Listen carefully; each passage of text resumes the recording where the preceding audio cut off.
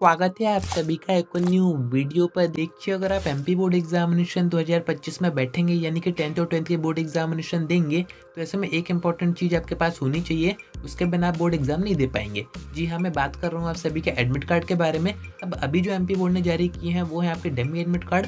वैसे तो वो आपके किसी भी काम के नहीं है, वो आपको बस एक करेक्शन पर्पज से दिए जाते हैं कि अगर आपको उसमें कोई करेक्शन करवाना है तो आप अभी करवा सकते हैं, बाद में उसमें चेंजेस नहीं होते हैं। वैसे तो उसमें आपको सारी चीज़ें बता दी गई होंगी, आपका रोल नंबर हो गया, आपकी बाकी और भी इन्फॉर्मेशन होती है, सब कुछ बताया गया होगा, पर आपका जो एग्जाम सेंटर है वो नहीं बताया होगा। ये सारी चीज़ें आपको बताई जाएंगी आपके मेन एडमिट कार्ड में। वो कब तक आएंगे वो मैं आपको इस वीडियो में बताऊंगा। साथ में इस बार आपके एडमिट कार्ड पर एक बड़ा चेंज किया जा रहा है, इससे क्या बेनिफिट होगा, यही सारी बातें अपन इस वीडियो में करेंगे। एंड तक बने रहिए। नए तो सब्सक्राइब जरूर से कर दीजिएगा, नोटिफिकेशन आइकन ऑन करके रखिएगा।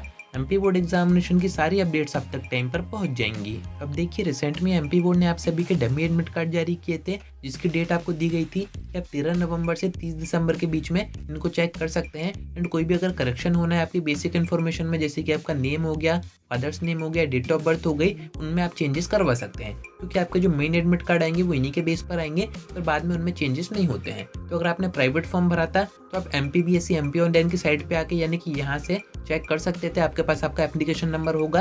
एंड अगर आपने रेगुलर फॉर्म भरा हुआ था तो आपके स्कूल की तरफ से आपको डमी एडमिट कार्ड आपके दिखाए गए होंगे, चेक करवाए गए होंगे, साइन करवा के वापस सबमिट करवाए गए होंगे। तो ये प्रोसेस हो चुकी है, पर ये जो एडमिट कार्ड है वो आपके किसी भी काम के नहीं थे, क्योंकि इन पर सबसे मेन आपका जो एग्जाम सेंटर होता है वो तो बताया नहीं था। इंडिया आपको बताया जाएगा मेन एडमिट कार्ड में। अब वो कब तक आएंगे उसकी इन्फॉर्मेशन मैं आपको देता हूँ। देखिए, आपके जो एग्जाम स्टार्ट हो रहे हैं बोर्ड एग्जामिनेशन 10th और 12th दोनों के ही, वो फरवरी के एंड वीक में स्टार्ट हो रहा है। एंड यहाँ पर ऐसा देखा गया है कि 20 डेज बिफोर आपके जो एडमिट कार्ड है वो जारी किए जाते हैं। वैसे तो अगर आपका रेगुलर एडमिशन है तो आपको स्कूल से ही आपके एडमिट कार्ड दिए जाएंगे, उस पर आपके प्रिंसिपल के सिग्नेचर भी रहेंगे, उसके बाद ही आप एग्जाम सेंटर पे जाके एग्जाम दे पाएंगे। बाकी अगर आपने प्राइवेट फॉर्म भरा हुआ है तो आपको सिग्नेचर वगैरह की कोई भी जरूरत नहीं है।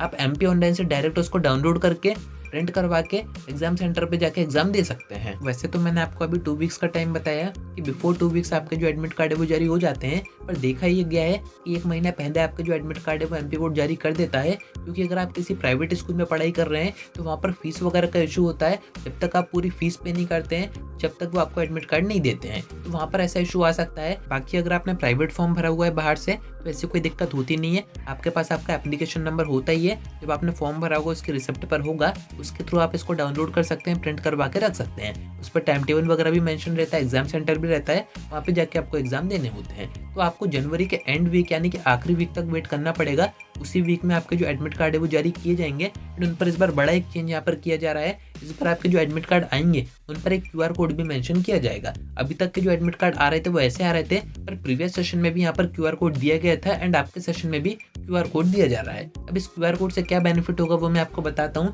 देखिए, QR कोड अगर स्कैन करना है तो स्कैनर की तो जरूरत पड़ेगी, आपके एग्जाम सेंटर पर आपके टीचर्स हो या फिर आपके वहाँ के प्रिंसिपल हो, केंद्र अध्यक्ष हो, फोन तो भी यूज कर नहीं सकते हैं, फोन पूरी तरीके से बैन है। तो वहाँ पर एक सेपरेट स्कैनर रखा जाएगा। एंड अगर किसी भी बच्चे के ऊपर डाउट होता है कि ये एडमिट कार्ड किसी और का है, बच्चा कोई और एग्जाम देने आया है, ऐसा होता है कि एग्जाम किसी का होता है, देने कोई और पहुंच जाता है, तो ऐसी चीजें ना हो, इस कारण से जिस पर भी डाउट होगा तो उसका यहाँ पर एक QR कोड रहेगा, उसको स्कैन किया जाएगा, उससे उसकी पूरी इन्फॉर्मेशन आ जाएगी, बच्चा कहाँ का है, उसका फोटो आ जाएगा, वो दिखता कैसा है, सारी चीजें मैच करेंगे। अगर बच्चा पकड़ाता है तो फिर आप समझ ही सकते हैं उसका UFM वगैरह बन जाएगा, यानी कि आगे वो एग्जाम नहीं दे पाएगा एंड उसका पूरा ईयर खराब हो जाएगा।